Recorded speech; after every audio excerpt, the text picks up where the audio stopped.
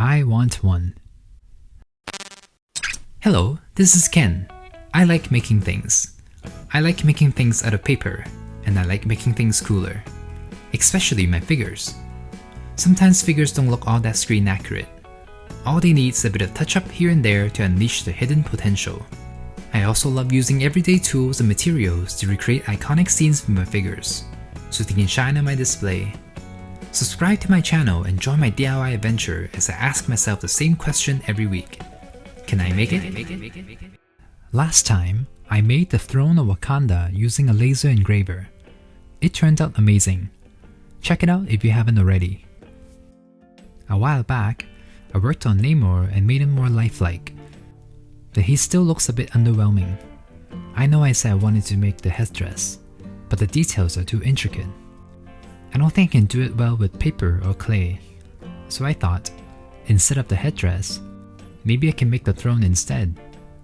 It will make a nice counterpiece to the Wakanda throne. So, can I make it? Let's see. There aren't a lot of high quality footage of Namor's throne, but one of the most unique things about it is the skeleton of the Megalodon's jaw. The throne itself seems to be circular with these two handles at the front and some beams sticking out at the back.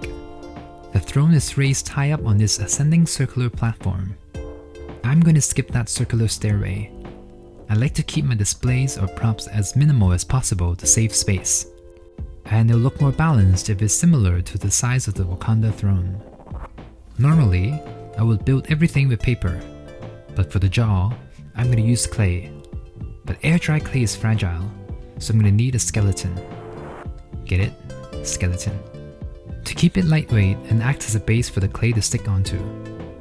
That looks pretty good. Let's do this. Oh, you know what? The laser engraver is perfect for the seat. The seat itself is circular. If I use paper, it'll end up angular and not too rigid. I need the seat to not only withstand the figure's weight, it's also connected to the top half of the jaw. So using a sturdy material like an MDF board and cutting it with the laser engraver is perfect. What's even nicer is that I can engrave the design directly onto the material too, giving it that 3D-ish effect. There are these glyphs or symbols on the seat, so I'm going to use the laser engraver to engrave them onto cardstock paper, so I can wrap it around the seat. I haven't used the engraver on paper yet, so let's see if this works. Interesting, but not what I'm looking for. The power setting might be a bit too strong. Let me play with the setting a bit. Oh, I think that's working. Alright, after a couple of attempts, I think I got it. Let's build the throne, starting with the seat. Here are all the pieces for the seat. All I need to do is stack them up to the right height. Super easy.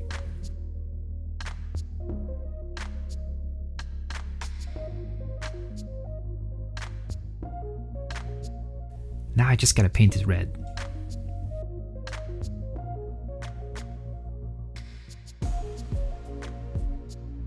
Can't forget the two strips. I tried different engraving settings.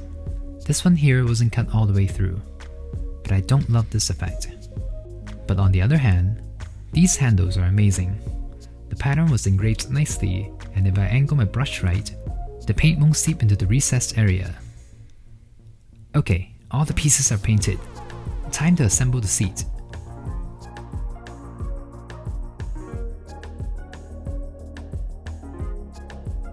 And last but not least, the symbols on the side of the seat.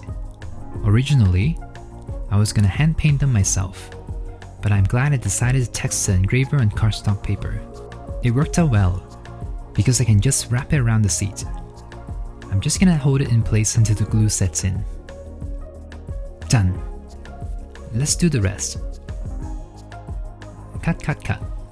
And fold, fold, fold. Here's the corner of the base piece.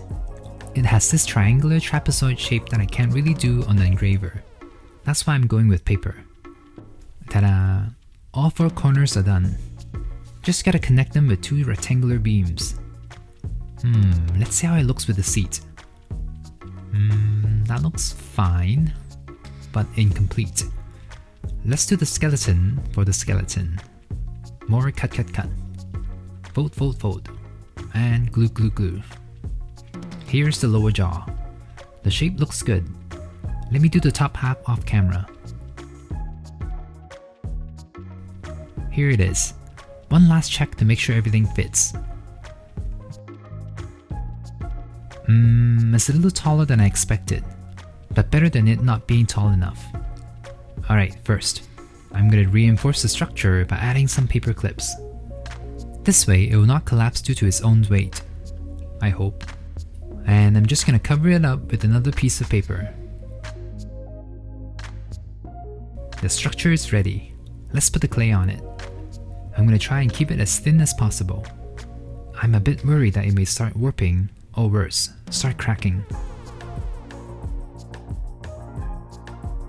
Okay, the first layer is done. I'm going to make a bunch of shark teeth with the clay as well. Be right back.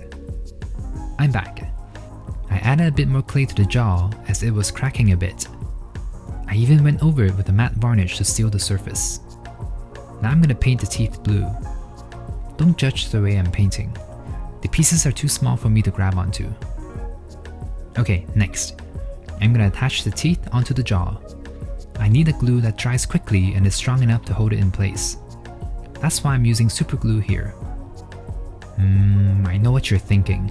The teeth don't look right, and I agree. I'm going to add a bit more clay around the base of the teeth.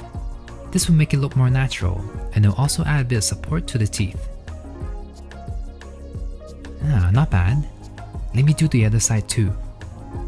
Alright, I'm pretty happy with the lower jaw. I'm going to do the same to the upper jaw. It still looks a bit odd. From my reference images, it appears that the upper jaw has 2 rows of teeth. So I'm going to attach the rest of the teeth there.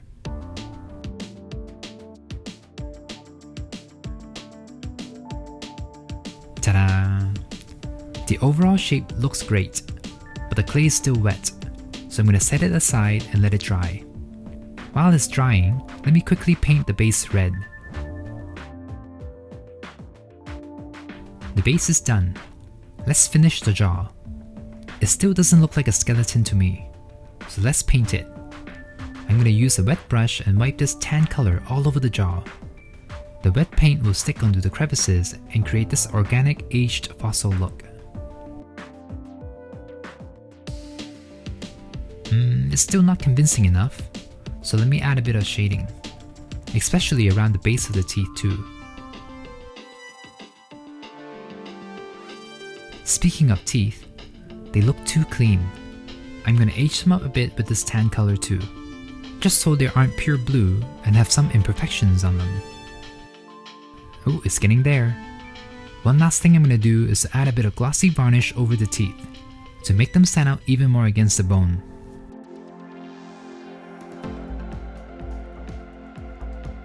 Alright, the jaw is done.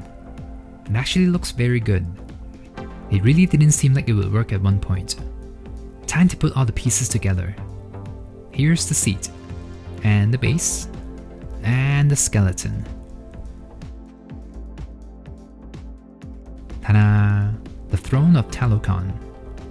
I know in the movie, the scene takes place underwater, so everything had a green hue to it. But I love how vibrant the colors are here. Not just that, the colors are also very pleasing to look at. The red and blue are very bold, but the yellowish skeleton balances everything out nicely. The organic shape of the skeleton also creates a nice contrast against its geometric throne.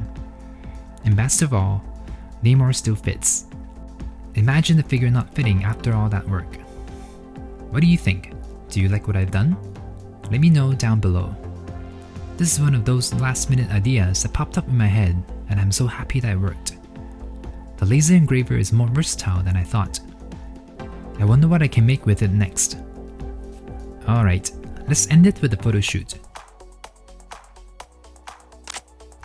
Starting with just the throne. It's a very unique design. It kinda doesn't make sense, but it still looks very cool visually. I love that the engraver was able to do all the intricate designs for me. Not that I don't enjoy doing it, but it would have been very hard for me to do all these straight lines and right angles by hand. Apologies for the awkward pose. I don't want to ruin the paint job, so I'm not going to force the pose too much. But this pose looks great on the throne. It was kinda weird posing him like this standing by himself, but it makes more sense for him to do it here. But I'm gonna display him with the spear. The green on the spear is the perfect accent color for this look, and he looks like a king now too. Behold, the king of Talocan. Part of me wishes that I have the headdress, but I don't have the right skill or tools to make that. I also tried looking for that other Namor figure like this comment suggested, but no luck. It's okay, the headdress may not fit here, and I'm pretty satisfied with the throne, because now I have two unique looking thrones. Alright, I hope you enjoyed today's video. Give it a like and subscribe if you want to see more content like this. And as always, stay inspired and I'll see you soon. I can make it, so can you.